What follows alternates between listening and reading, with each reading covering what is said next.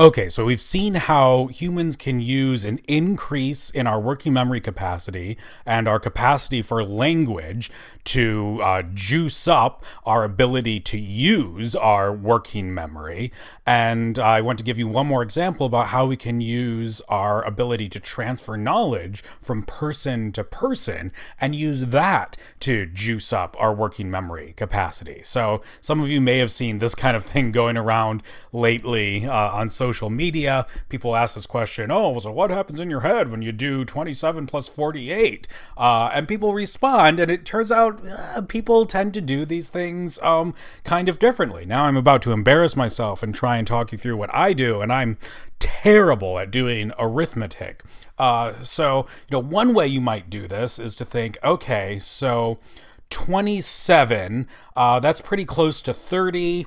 And 48, that's pretty close to 50. So I'll just add 30 and 50 together. So that's 50, 60, 70. So that's 80. But then I just need to subtract the extra numbers I added on to make 27 to 30 and 48 to 50. So then I take 80 and I subtract 3 from that. So that's 77. And then I subtract another 2 from that. So that's 75. Aha! So 27 plus 48 is 75.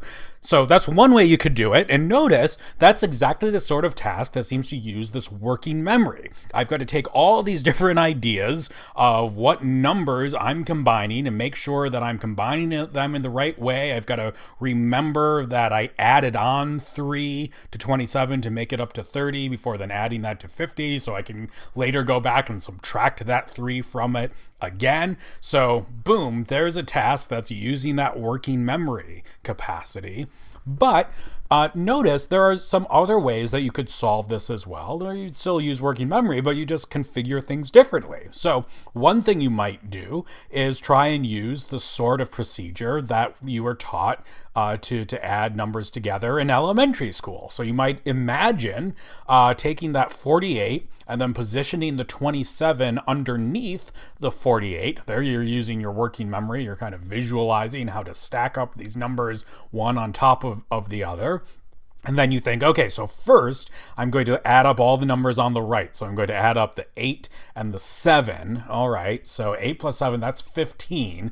Okay, so now I need to imagine that I'm writing the 5 underneath those two numbers on the right, and then I'm taking the 1 and I'm going to carry that up to the upper left above the 4 and the 2.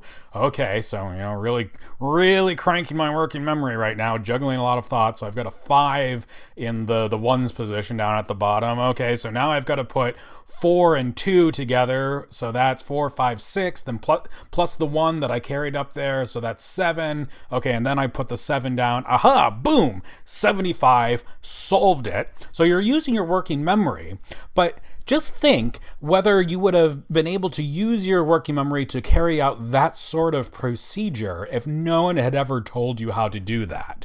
The first way that we did it is kind of, you might think like, I don't know, I could kind of figure that out by just thinking of my idea of how numbers work and how numbers are in a line.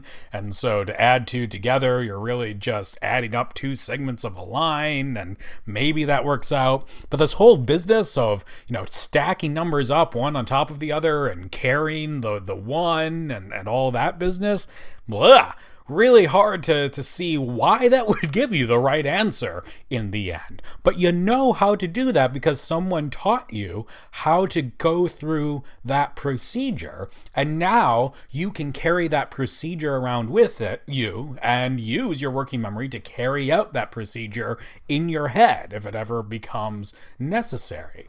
So this sort of ability for us to take pretty abstract procedures and apply them to lots of different things also seems to be a particularly unique human capacity, where we're able to pass information from one person to another and then uniquely pass information from one generation to the other. So each of us starts off, we don't have to start off from scratch. We get the combined cumulative total of tens of thousands of years of other humans figuring stuff out so that we don't have to figure it out for ourselves and we can just start where they left off. So that's why Carruthers says, Look, it's not like we've got some special kind of intelligence that other animals have. We've got the same sort of parts to our mind. It's just that our working memory capacity, we can juggle more thoughts at once.